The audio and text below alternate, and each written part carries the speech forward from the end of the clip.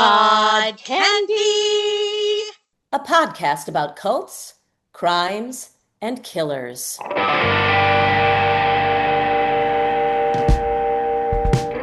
Hollywood runs on access, or at least the appearance of access. And that idea is at the center of Hollywood Hustler, Glitz, Glam Scam, now streaming on Amazon Prime. The documentary follows Zach Horowitz, an aspiring actor who wasn't breaking through in Hollywood. Instead of success on screen, he built a different story, one that positioned him as a powerful industry insider. Horowitz claimed he had exclusive foreign film distribution deals and strong connections to major studios and streaming platforms. Netflix, Amazon, international buyers, names that sounded credible and discouraged questions. Using that narrative, he convinced friends, producers, and investors to pour millions of dollars into what he described as low-risk, high-return film investments. In reality, the deals didn't exist. New money was used to pay earlier investors, a classic Ponzi scheme. The documentary lays out how long the deception lasted, how many people were affected, and how easily the illusion held. Because in Hollywood, confidence often gets mistaken for competence.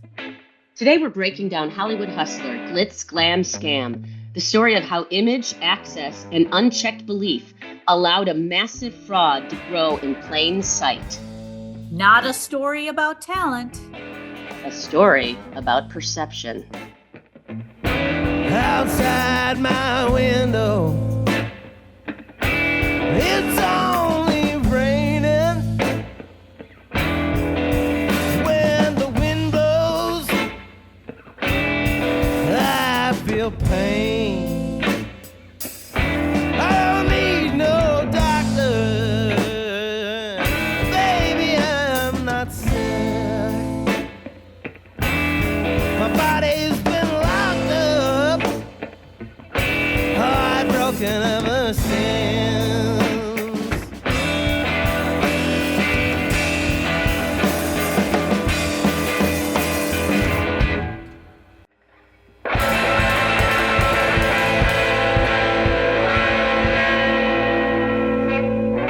Oh, Well, I have Yeah. to say, as I was watching this, mm-hmm. it reminded me very much of the story that I told to both you and the doctor, Yeah. because I don't know if it's up on our website. I hope it is, but I was involved in a Ponzi scheme, very similar, not at the extent of this, Mhm. because this dude, like, I mean, we're talking millions and millions of dollars. Mine was on a low scale, but still, even though the Attorney General and the Secretary of State in 2 states are aware of this person, she is still running around free. It's so confusing to me about who gets caught and who gets in trouble and who doesn't. You know what I'm saying? It's like, the fact that, okay, so kind of going into this guy, Zach Horowitz, who, by the way, is he Jewish or or is he just named Horowitz? Well, I we mean, had that question because also his Yeah. stage name is Zach Avery. okay. You know, maybe he's you not- guys, maybe you all are very familiar with his acting Yeah, ability with his work. as Yeah. Zach Avery. It's interesting how art imitates life. All the movies or whatever he was doing, it was always about somebody similar to him. You know what I mean? Like similar to his behavior. He was not, and okay, so I'll say that this as an expert, if you want to call me that, I did not think he was a good actor. You And are an Dori, expert. You're an expert, Stacey. I value your expertise. Dori, you are also an expert, and I know we share similar opinions. Did you think his acting chops were up to snuff?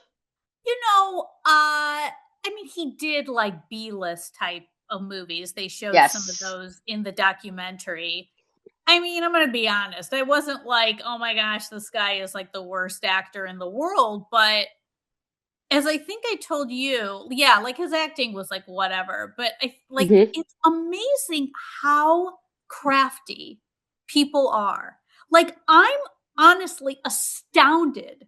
This dude is young. This Zach guy, he started scamming people just like my former college roommate, everybody scammed early. They start early and they border on the line of legal and illegal, and that's how they get away with a lot of this. Exactly. They're teetering on that line. And that's a lot of people do that. A lot of people do that in, in divorces and relationships and following the MSA and, following the contract, if you want to call it that. They just sort of like do everything but or get to that line where it's just very fuzzy. In his own mind, Zach knows all the right people in Hollywood, and he had this unique relationship that enabled him to double his money. The reality is, he's just a handsome kid from Indiana that somehow convinced his friends and family he was business partners with Howard Schultz. But he never even met the guy. This was always a fraudulent business from the start. There were never any deals with HBO, never any deals with Netflix. Everything had to be this ruse from the start. When Zach developed 1 in a Million, he called up the bank about getting a line of credit. He tells them he's in business with HBO and Netflix, and they said no, you better have your mom co-sign the loan, which doesn't make any sense. If you're in business with Howard Schultz, you're going to have access to all kinds of lines of credit. Why would you go to your mother to get it? But his mom co-signed for the $1 million line of credit. He really imagined that he might be able to hack the Hollywood system, and that was the origins of the con. And, this guy, as you said, started young with some of his college friends and these nice guys who seemed to be completely clueless and totally caught off guard, or maybe they weren't. And that's something I really wanted to talk about is like, do you think they knew? Now, I believe that his poor wife really did. From Santa Claus, Ohio, is it? Ohio. Santa Claus, which I thought was interesting. I just don't think she knew. I really think. Don't? No. I think I have an opposite opinion. Oh, Indiana. Sorry, Santa Claus, Santa Claus, Indiana. Ugh, that's worse. We always have the doctor in the green room, like throwing out little whiteboard. He's like, Indiana, you dumbasses. No, he didn't say that. Little nibbles of truth. Mm-hmm. In these situations, I think that people turn a blind eye. I think that they are that they know something's up because her lifestyle was so unbelievable. Oh my God. Money was just pouring in. Yes. So my feeling is, just like the friends, I feel like they did know that this is, if it's too good to be true, it's too good to be true. Exactly. Also, while my scam was going on, when I was being scammed as well, I remember going, this is too good to be true. And we don't listen to our guts sometimes. Yeah. So I think they did. I think that they did know. I don't think they knew the extent of it. So there were the two companies, right? There was the 1 in a Million, and then there was the JJMT. So there's like the finance side of it. And then there was like the video distribution side of it. But I think we have to go back to, we have a Chicago connection with Zach because he opened a juice store probably like off of the Mag Mile. That was his first thing, where he opened with the inclination that the Starbucks dude, Howard Schwartz, is that his name? Was investing money into a little rinky-dink juice bar where Zach was paying his friends 6-figure incomes to run a small juice bar for 3 months. Scam. It has to be maybe it was some money laundering. Like what was that? Where was money running through there? Like the I'm mom. not suggesting that. Just like maybe like he did get money from his mother, right? And the stepfather. And the he mother. started funneling that as his first, you know, those Ponzi schemes are, you have to always have more and more people buying into it for you to pay off Paul to pay Peter. So you're exactly. always bringing in lots of new investors. Got to keep bringing it in. So when it goes out, you got to get more in. The way a Ponzi scheme works is the Ponzi schemer just takes money from new investors to pay off old investors. So the way this worked for Horowitz was that he would time it so that payments were due right when money was coming in. And then investors got paid back their principal plus their interest. Then he'd offer them another deal and they'd give them their money right back. I had a guy paying me without asking once. And he wasn't paying me 10 grand or 20 grand. He'd be wiring me hundreds of thousands of dollars like clockwork. And when the investors got their money back in full, on time, with interest, they effectively became the scheme's greatest walking advertisements. And I think we quickly came to the realization, based on the consistency of the return, that we were going to just reinvest the money. No money ever came in from HBO, Netflix, Sony. It was all just money coming from other investors. If anybody did that due diligence and called HBO, you ever heard of Zach Horowitz? Ponzi scheme over. Nobody made that call. But if you're bros with somebody, you're gonna start from a position of trust. And then once you're deeper in, then you ask for some proof, then he fakes something and forges something and it pacifies you a bit. And because there were some real movies done with Gustavo, he had real paperwork that looked like a real movie distribution deal. He was able to take those real contracts and Photoshop them with the name of whatever fake movie he wanted. It was very helpful to Zach that, frankly, nobody really understands how the movie business works. Zach bought films, and you know what? It was something that I never really could understand. I would ask a question, but just kind of pretended I knew what he was talking about, but I really didn't get it. My assumption is that Zach's game plan is that reality would catch up to fantasy. If he would have succeeded in becoming a great movie star, he could use his fame and fortune to pay everyone back. There is this very tempting idea that you can fake it till you make it. That somehow there can be all of these lies along the path to truth. And we've created these tools all around us on social media that are ultimately instruments of creating an illusion about who we are. Zach circulated photos of himself in front of the sign at the Golden Globes. The truth was, he never attended the Golden Globes ceremony. Nobody really talks about this, but you can just rent a hotel room, put on a tuxedo, and walk around. And as far as the world knows, you were at the Golden Globes. And I mean, weren't people noticing that they weren't getting like returns? But they were initially. They were making tons of returns on investment. Then didn't it slow down? Yeah, but that's what happened with my scam too. So initially for a year, she made us pay up front, you know, thousands of dollars through credit cards. Like hers was a credit card scam. And she had done it before and gone to court for it. So I don't want to sway too much off topic, but honestly, this documentary resonated with me a lot. So, but she, so we all had to pay a lot up front, and then you're always lagging on either the payments or the credit card until more people keep coming in. He had some of his friends, right? Like get their parents involved. I remember saying, oh my gosh, I'm going to get my dad involved. Thank God he never did this. Can you imagine if you drained your dad of all his money or whatever? Michael Goldman would have been furious. I have like some facts next to me just because I wanted to make sure I could go back and look at some stuff. But this guy was also not only that, but and we'll talk about the psychology behind this, but these fake text messages and these fake meetings and fake people that he knew, people he never met, ever.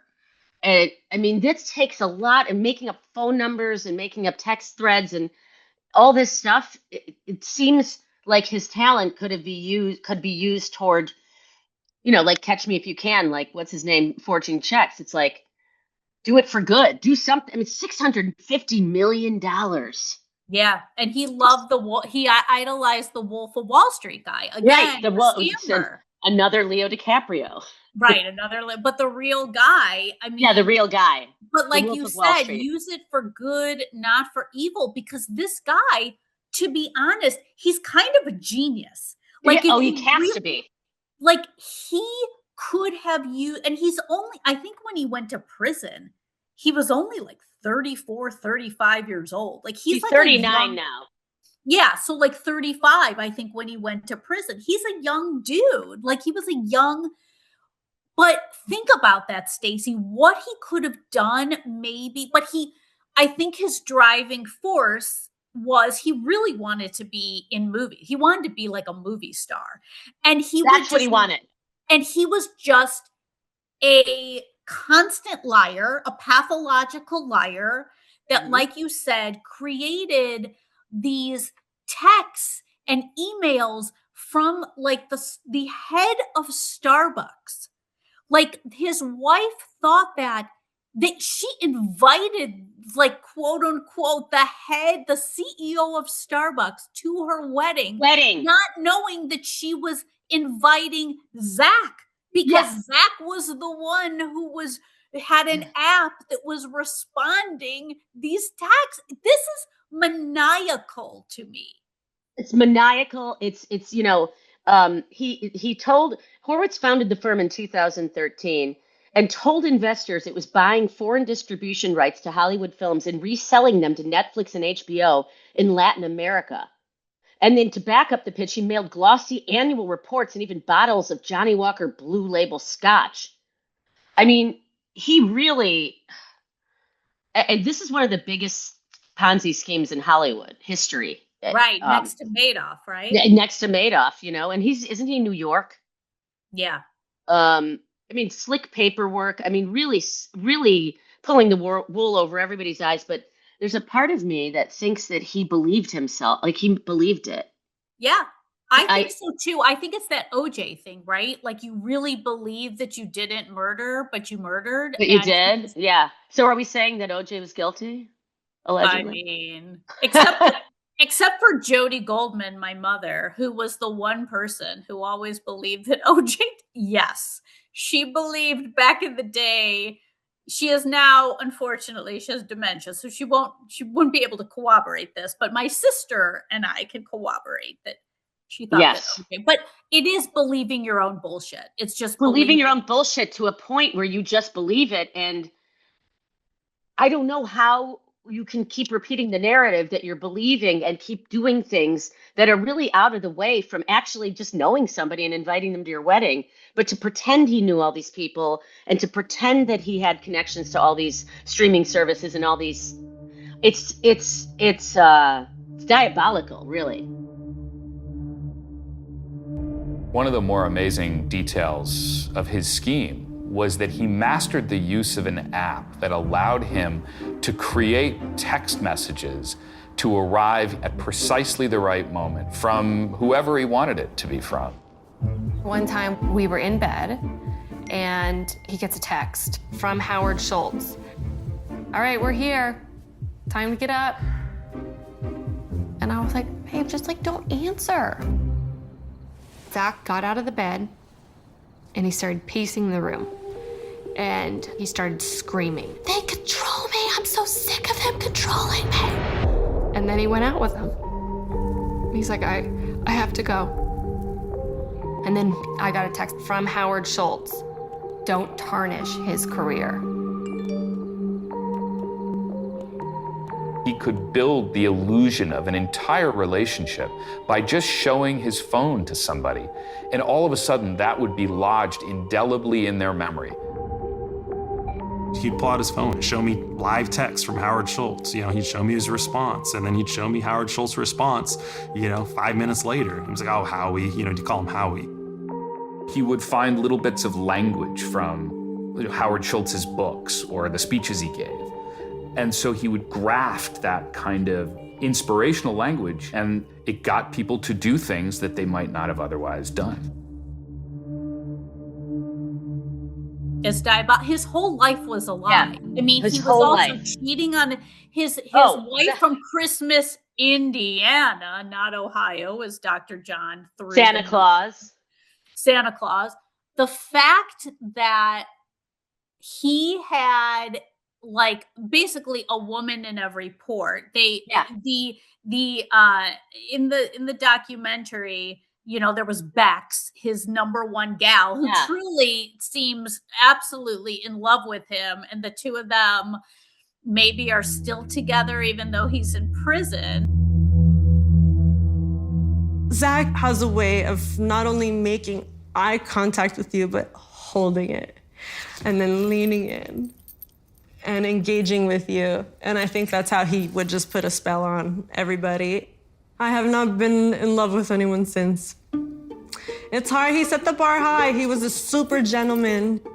He would always encourage me to follow my dreams and to continue to make music. And he's like, you gotta get out there. Like, people gotta see you. And I knew that he was in Hollywood and he was obviously doing well. So I was like, well, come on, Zach, like, hook it up. Like, what's up? And then he would always shy away. I had no idea what was going on behind the scenes that could have been stressing him out, or his secret family and his secret life that he had without me. I figured he was like a playboy, but I never thought he was married. He never wore a ring. And when you meet someone that young, you're not thinking they're married. I thought that he was just always stressed out from being on the road and doing his acting stuff. So he wanted to come to Vegas and just like go crazy. Like just go crazy and go wild and have fun. Do you think he paid for her tits? I think she paid for her own. I think her tits women are huge. Doing it for themselves. She's doing a good job, actually. She's got some business that she's got going on there. Yeah, she has a lot of stripping, businesses, but kudos to her for literally like she doesn't seem to sweat it. But No. I think also too, like, you know, you alluded to this too, like the people that were interviewed for this documentary. There was like a guy from a cannabis business, another guy, like these were like true business people. Yeah. These were not, and I always questioned that about myself. And then when I met all the other people that were scammed by the person that we were scammed by, you think like everybody's an idiot, but we're all like, no, it's because this person is so convincing and they have an answer for every single question that you have. Early on, I was like, no, this sounds like a scam. And it was always like, I am insulted that you would even think that this is a scam. So like, I question myself, you know, right. Like that's the whole point of it. That's a grifting thing where you just like, you know, you think everybody's a hater that doesn't want to believe you. Instead of being just having cognitive thinking, they want you to not think and not listen to your gut. And so they go into this, how could you insult me? You're a hater. No, I'm just listening to my gut. Something is telling me, and is why I'm asking you if this is a scam.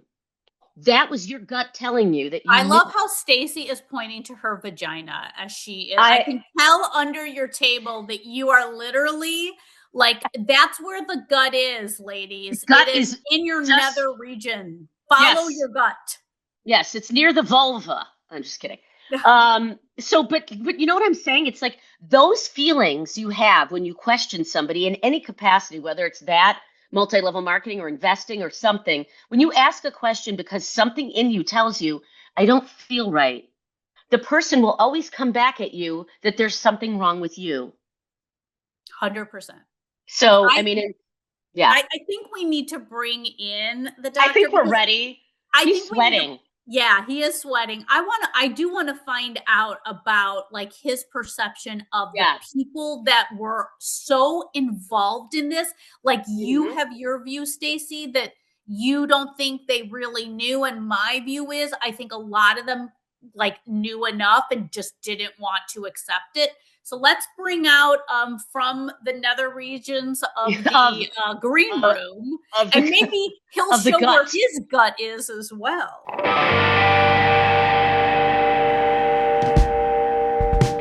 As long as we're talking about nether regions. I was sweating. You both said I was sweating in the green room. It's because cookies with oatmeal and nuts in them, that is wrong.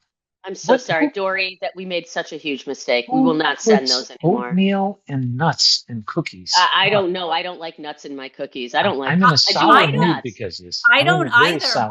We're three people who don't like nut fans in the cookies. Audience, if you're going to send us anything, don't let it. Give me a carrot cake, but no nuts, please. Thank you. Nuts. Buy us a coffee. Buyusacoffee.com. Buyusacoffee.com. But buymeacoffee.com. I am sweating in all honesty because you both are so, how should I say this, seductive, teasing, and I was just chomping at the bit to talk about the points that you brought up. But first, as always, I like to start and say that I thought this was a well-made documentary. I think it was one of the best documentaries. It grew on me. I loved it. I loved it. I'm glad you recommended it, Dori. Yeah, I really loved it. And so you left off by talking about these colleagues, the friends of his. And I think my revelation on this, I'm sure you'll agree, is that why were these guys following him? But you got to go back to the scenes in the documentary with their college buddies and they're drinking and they're smoking pot and all this stuff and they T-shirts on. And if you look at them, they're all the same type of people, including Zach. So why did they believe in him? Why did they continue to hang with him when this stuff was going sour, etc.? They all share the same value system. Remember how we talk about serial killers and they have their own worldview? This is the way I see the world. Well, it exists here with Zach Horowitz too. This is my worldview. And the key to me was this affection for the Wolf of Wall Street, and which I thought was a vile movie. I couldn't, in all revelation and honesty, I started that movie because everybody was talking about it. I could only get through the first 20 minutes and I turned it off. Why? I couldn't stand any of the characters. Oh, okay. I couldn't stand any of the people. One of the things, go ahead. Can I ask you something? Do you think like cults that he collected friends that he thought were kind of simple or dumb or, you know what I mean? Where you find the people, I'm just asking you that and you continue talking, but I was just thinking. I don't think you used the word, did he find, like it was, there was a valence to it or a purposeful. Right. I think they're just friends that, they found friends, naturally gravitated like all friendships. Yeah. Zach took me and all the boys to Aspen. That is when he dropped the bug in the ear of Jake about this investment opportunity that he had with films. He went back to Jake, who had gone into finance after the failure of the juice bar. And Zach said to Jake, I can let you in on a deal. If you can give me $37,000, I can get you $9,000 back as profit. And it worked. Jake is thinking to himself, my old friend Zach actually seems to have tapped into some kind of powerful business opportunity. This is when streaming started getting really big. And so all these streamers are just dying for content. And Zach basically would buy all these movies that weren't very good, dub it in Spanish, and sell it to the Latin America market with Netflix and HBO. Jake started talking to some of their other buddies from Indiana University. And he said, look, Zach has gone to LA and he has found something extraordinary. And if we can find the money, we can begin to get a piece of this action. And they formed a company they called JJMT after their first names. Joe D'Alteras, Jake Wonderland, Matt Schweinziger, and Tyler Crookston created for the sole purpose of raising money for Zach Horowitz's 1 in a million capital. And they all had backgrounds in finance, so nobody would have ever questioned that part. They understood how to talk about it to wealthy people who might want to give them money. And so they started building these kind of growing communities of sub-investors all across the country. I think that's the piece that you both were talking about, where why did the friends stick? Because they all had that value system. It was all about money, having a good time. They all went to the strip clubs together, with the babes with the big boobs, like that Bex, who was, I almost had to turn off the documentary, like I turned off The Wolf of Wall Street when this Bex came on. She was such a bizarre and, excuse me, Bex, disgusting person. We never disrespect victims. I'm not disrespecting a victim. She was part of this whole, puzzle here. But what a person. I mean, totally made up. It was just like. My next Halloween She was a doozy. She was definitely a doozy. She's a doozy. Remember a new word, a doozy. But isn't it, John? Isn't it Dr. John? Because again, I go back to my personal story. Yeah. And yes, it is also too, like, they graduated college and one of the people that was their good friend is like, hey, I want you to come to Chicago and be in this juice bar, and I'm going to give you $100,000 a year to run this. So then you're like, this is great. I don't know what I'm going to do out of college. So you lay that foundation. And I, like you, I don't think this has to do with a cult at all. I think it's like, hey, my buddy has this opportunity. I love my buddy. We're going to go do this. And now he has the backing of the head of Starbucks. And there's more opportunity for us to get involved in this. This is great. I'm going to keep going on this ride. Which, as you both pointed out, the connection with the head of Starbucks, Howard Schultz, I believe is his name, was all fake. Schultz. It was all fake. Yes. It was all fake. And, that starts the ball of wax. And this is a good time to point out another observation I had about this fellow and this type of fellow. And Dori, I think this will resonate with you. Just like murderers, it's always a progression, right? You start to do a little bit of things and kind of almost like, if the audience could see me now, kind of with my eyes, lowered and, like a little ratty kind of look is like, did that work? Oh, okay. Now I'll add a little more. It's, if you remember from high school chemistry class, it's called titration. When you just take your little pipette and you put a little chemical in the thing, you mix it in the beaker and go, is that going to work? Okay, I'll add a little more. It's always a progression of permission. Whether it's a murderer, serial killer, or a scam artist like this Zach.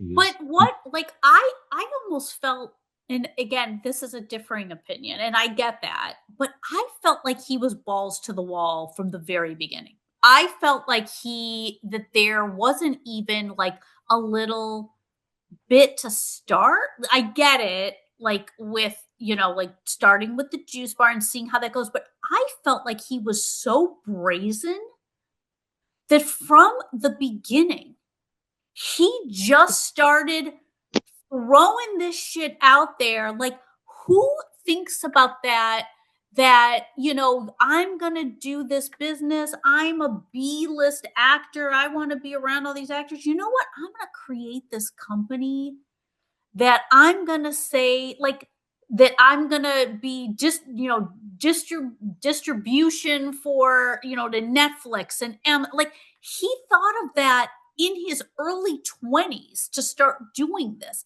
To me, that's pretty brazen that he just went for it right away.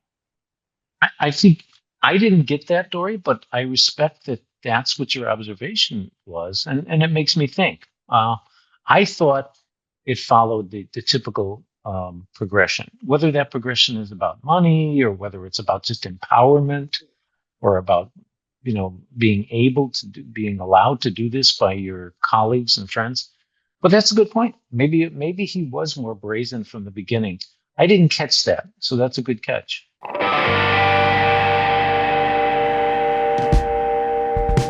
why do you think and I know Stacey probably has these questions, but like, why would somebody like a Zach Horowitz even want to be married and then he had kids?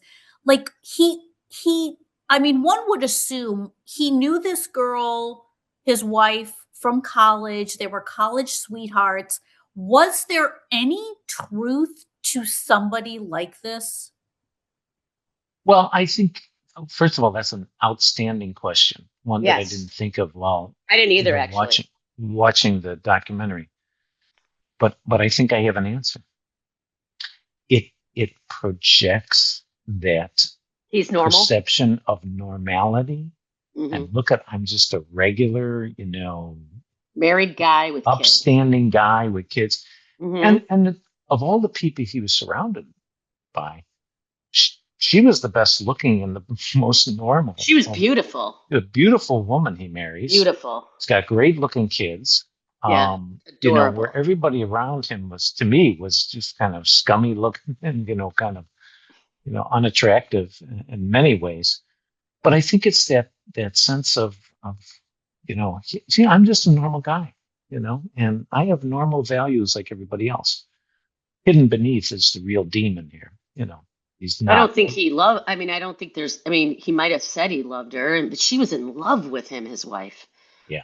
And well, look at the life that he gave her. I mean, this girl from, as you point out, Santa Claus, or was it Christmas? No, Santa Indiana? Claus. Santa Claus. Where Santa Claus is from? I looked it up. It's not Christmas, Ohio. It's Yeah. Santa It's Santa Claus, Claus, Indiana. Yeah. Dory and I are going on a road trip.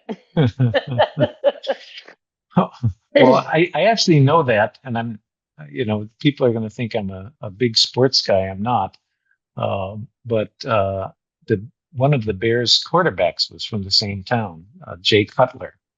Oh, really? Jay Cutler. Wow. Was married to the internet media Kristen person. Cavallari. Yeah. That's another show right there. Wow. You know What? who I really appreciated were the wife's parents. I thought that they seemed like good people. Very nice. Solid. Yeah. Right? Yeah. Like they I helped. did. I agree. But like here, like again with like this is why with the wife, like your husband is constantly traveling. Like little did she know he was going to Vegas to bone Bex and other women.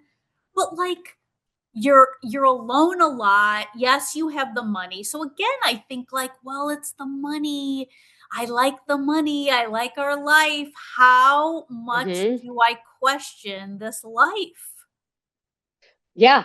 I think maybe you do turn up. I still believe that she really didn't know. But I also agree that she loved the lifestyle and maybe she just didn't want to go there. Maybe she just blocked that part of it.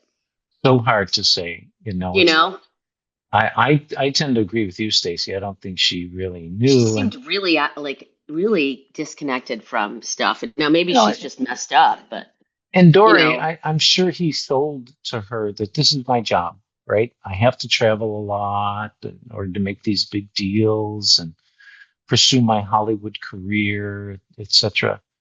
And I think, he sold he sold to everybody else a great bill of goods to. I also think too, like again, like I keep comparing my situation, which again, well, no, it's a good comparison. It's on a lower level, but the people that he hurt were the people closest to him, and the people that my grifter also hurt were friends of hers. So like you really don't give a shit. You really want, and it's all about the money and maybe a little bit of the thrill of like, I'm getting away with all of this. There's like, that progression I talked to. There's the progression. So yes. There's the progression I talked about.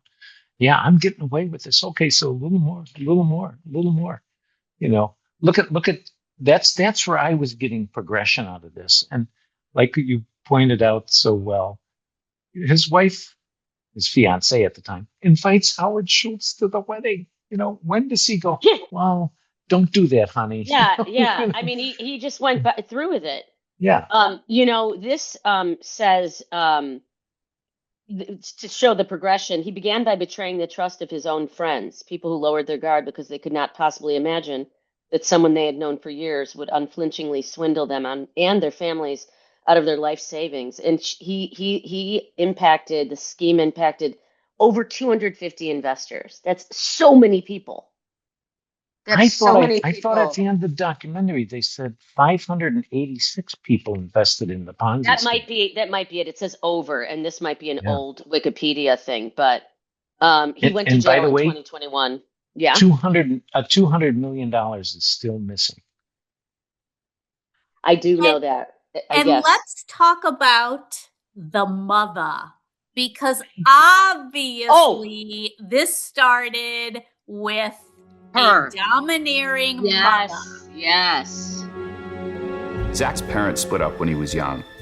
He and his sister were raised by his mother, Susan, and he was not a particularly happy kid.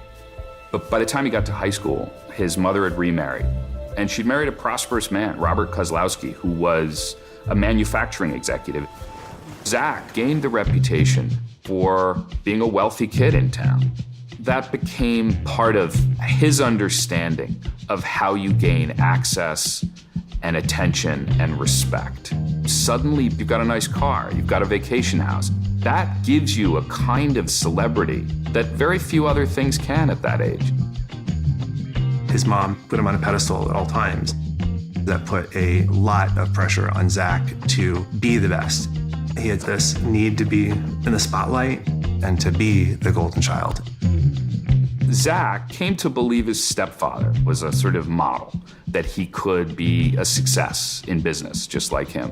My dad and Sue were together for 4, maybe 5 years when he was diagnosed with non-Hodgkin's lymphoma. To me, it was very clear the objective was total control of the estate. She was taking the position of having her family recognized as his family.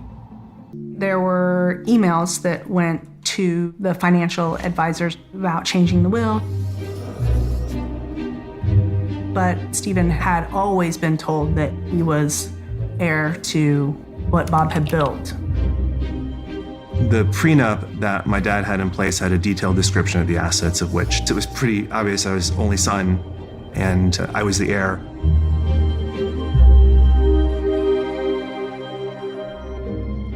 The night of his father's passing, Sue called a family meeting and she read from a handwritten piece of paper Bob's estate and wishes. When I left that meeting, I told Stephen, that is the weirdest thing I've ever seen. It was all written by hand, and I thought, an estate this size, that's just not how it would be done. According to what was filed in court, Sue Kozlowski's lawyers said, no, this is a case of an ordinary example of somebody rewriting their will after being remarried. They said that this allegation was false and distorted. And then eventually they reached a confidential settlement. And we don't know what's in that settlement. If you put the truth in front of her, Sue was very good at making it that's not really how you saw it. I guess you call that gaslighting today.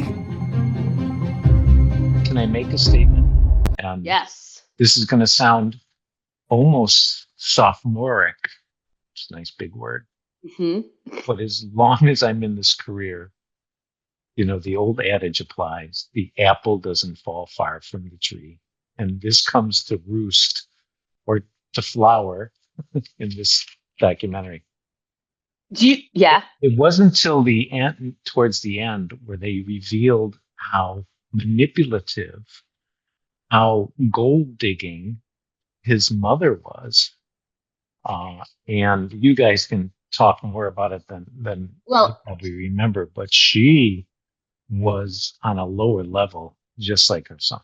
Yeah, I mean, I also, somebody implied in the documentary that she might have forged a signature of, I don't remember what it was about, what this forged signature was about. Maybe a check. His will. Or I think it was her second husband's will. She she made up some handwritten thing when he was dying or he was even dead and forged his signature on his will. But she also forged something else. She also did the call. That's, I think, what you were it's talking the call. about, Stacey. The call. Yes, the call. That it was his mom. To confirm. Yes. That the business dealings were legit, yes. Right. So she we would don't know I if believe it's that. the mom. Can you explain that more for the audience? Can you go through that? Because Dori, you explain it. Well, I don't remember the actual. It was towards the end, right? It was. Yes, it was. I think it was like confirming. I don't know if it was the distribution deal. Yeah. Do you remember? I don't remember I'm sorry. I don't remember the exact thing, but they said a woman talked to some of like the investors or his friends, right. and they were like, "Oh, this person from." I don't know if it was from like Howard's office or somebody high level confirmed. So they didn't think twice about it because this quote unquote woman confirmed was on the phone. Yeah, she confirmed that it was everything. legit. And so somebody said that they, thought it might be the mother. I couldn't think of anybody else that would do that. So let's just say allegedly, but the mother was a typical, not exactly like Ed Gein's mom, obviously, but like the typical controlling, my son is the center of everything, propping him up, creating a narcissistic situation with him. And, it just seemed weird. And, this new husband that she had, I don't know anything about his dad from the past, I don't think. But this new husband, his son was very upset that his father was being manipulated by, and then he was sick. And, so it's just upsetting for a family that goes into a marriage and then has to deal, you know what I mean? After maybe their mother or father dies, that their father or mother marries some asshole and then fucks up their life and takes their money. She seemed very similar. Yes. Just to clarify for the audience. So the way I read it or listened to it, shall I say, is that her second husband, who was very, very wealthy, did not leave a lot, if any, for Zach's mom in his will. And that's where her major manipulation, I think criminal manipulation, she forged things and tried to convince the children of this fella that she should deserve, I think the majority of his wealth. Poor kid. And she was also keeping the gifts from his biological son, and his partner were sending things while his dad was ill, and they found them all. Like she had never given in to him. Nope. They found a whole room of unwrapped gift and unopened cards that his father got from his natural biological children on Father's Day, birthdays, holidays. And she put them away and hid them from him. I mean, who does that? That's like an isolation thing, so that you can isolate, it's like a cult thing. It's like isolating the person and making them think nobody's contacting them. They have no friends and there's nobody, your kids don't even contact you. I haven't gotten anything for Father's Day. Well, your kids, it's like a way to, manipulate That's how they somebody. are. That's how they are. Yeah. Yeah. Look at how your kids are. Before. But my boy calls you on every holiday, and he's just, Yeah. Isn't it terrible that money? It really is true that money is the root of all evil. Like it is. It is absolutely. You just follow the money in so many situations, and that the mother obviously was led by money. Then you have the son, Zach, who is led by money, and then Zach. Zach also too had a substance abuse problem as well. And, maybe even like a rage problem too. But the money really does turn people dirty. Again, from my experience as well, somebody who I went to college with, who was my roommate, to be some grifter, to like literally take all of our money, her friend's money. It's so weird. And Dr. John, maybe you can speak to that. Like, is I always, I really wonder this, like, is it innate? And I know you say the progression, is it that people like my college roommate who I thought was a really nice person, and it turns out she's literally a low-level grifter. I just want to know if it's something that like It's inherent. Like, where do they get it from? Like, what is it? Is it that they so want money, or they get a taste of it and then they suddenly become so evil, or they don't think they're doing a bad job? They think there were times when she would say to me, "I'm helping you. I helped you." Oh, and I was God. like, "What the fuck are you talking about? You took all my money." Well, I think there's two things important to understand that's at play here. One is a possible mental illness in these people that they're sociopathic. They use people. They have no conscience about using people for their own gain. They don't follow social rules. We see that all over in this Zach Horowitz case here. Broke the rules of marriage and all kinds of rules that he broke socially, let alone monetarily. So that's one thing. There's a mental illness involved of sociopathic behavior. And the second thing is our society. We live in a very impulsive, greedy society, and capitalism is based on that. The money is. I hate power. to use. Yeah, I was going to hate to use that word because I don't believe that. I don't believe money is powerful. That doesn't impress me.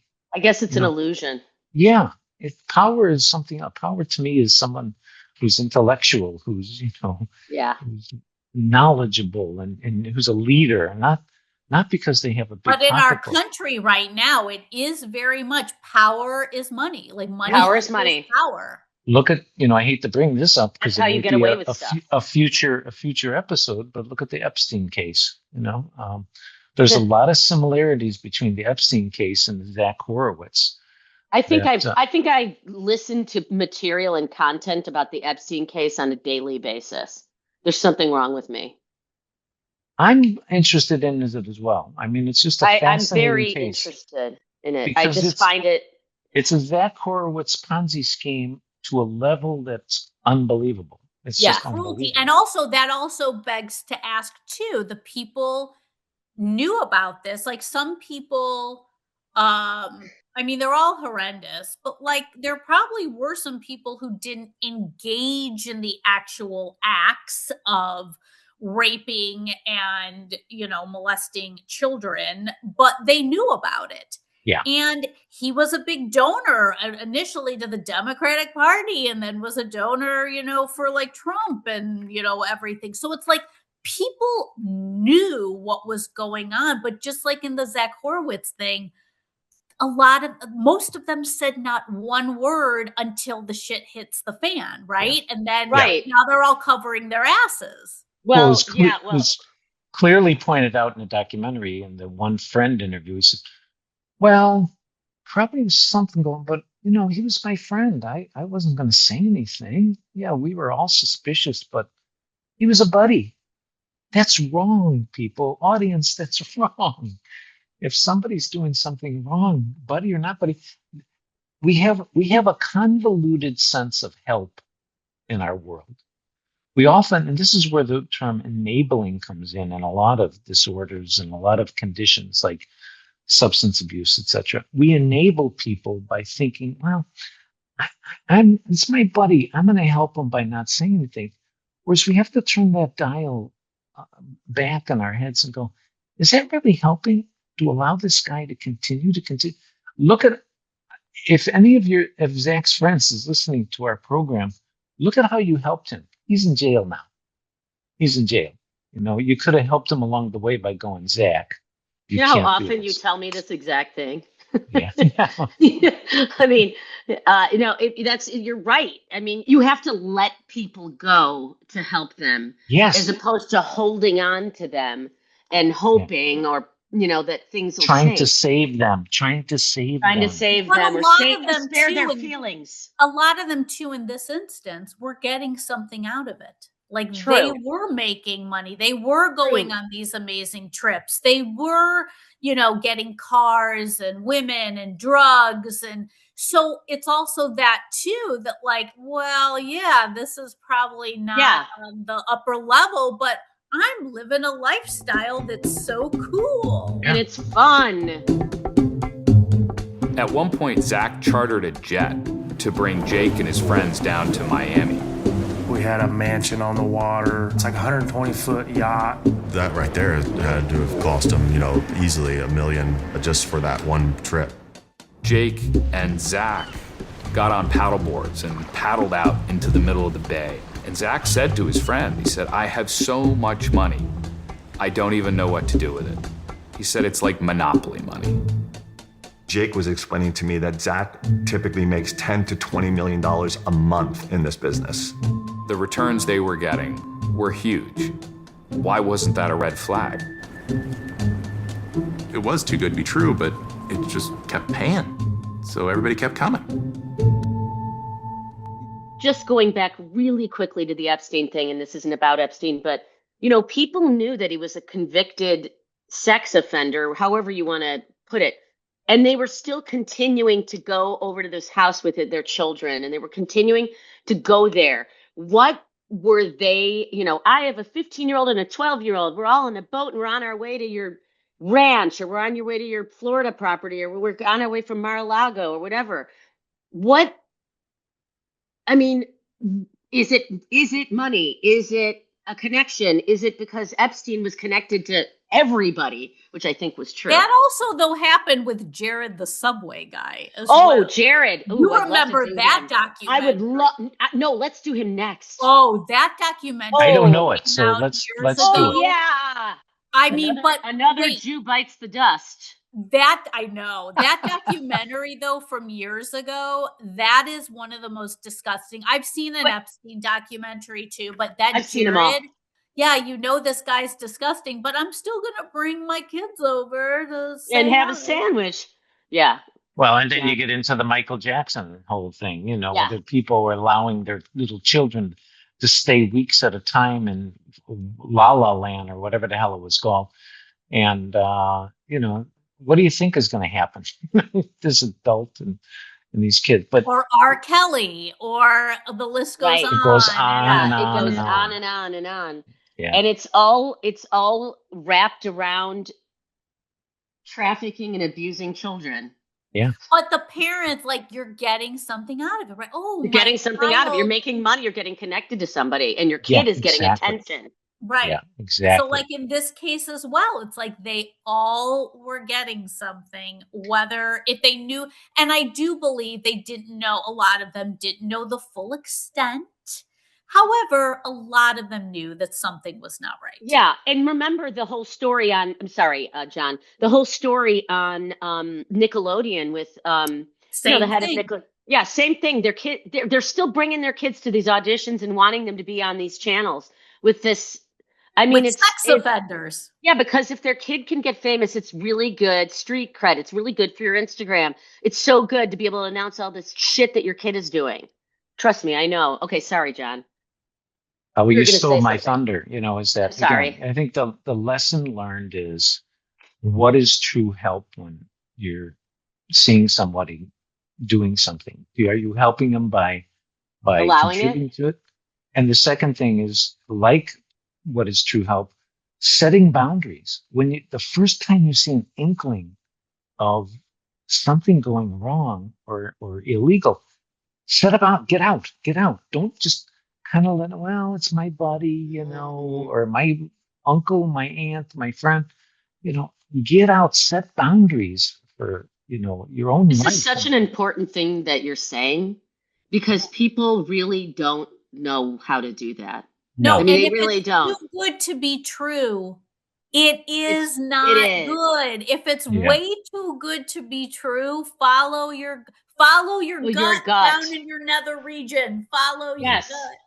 And we're not talking about gut health, which I hate that topic. We're talking about following your gut, which is a little bit more metaphoric. Put Put that on our pet peeves broadcast. We have to do one of I have those a lot one of pet time. peeves. May I say, Yes. maybe we should start a scumbag Hall of Fame, and Zach Horowitz is our number one, our first inductee. I love that, John. I love it, Scumbag Hall of Fame. But let me ask you something. Can we come to get to the bottom of why his last name's Horowitz? Maybe his real dad was Jewish? I don't know. I'm just wondering. That's a mystery that we'll leave our listeners. Our audience. Yeah, our audience can email us. Like our super Google fan, it. Linda. Maybe Linda. Yeah, can Linda. find Maybe my dad will Google it. There you go. My dad's number one thing that he does is, he'll say, do you know about Zach Horowitz? And I'll be like, oh yeah, I've heard about him. Tell me about him. He'll go Google it. And on that note, a good time to wrap up with a good Stacey's father, Sandy, right? Sandy? That's Sandy. Sandy, you gotta mention. Sandy gotta mention.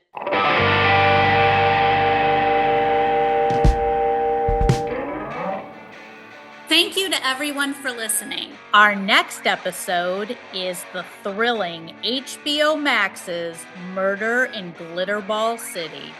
Our theme music is written and performed by Midnight Current, and you can hear more from them on SoundCloud. Please visit podcandypodcast.com to learn more about us and listen to all of our episodes, or on Apple Podcasts, Spotify, or wherever you get your podcasts. Thanks so much. If you love our podcast, consider donating any amount to buymeacoffee.com/podcandy. Every bit helps us keep creating the true crime, cult, and pop culture stories you can't stop listening to. So people can buy us a cup of coffee? Pod Candy!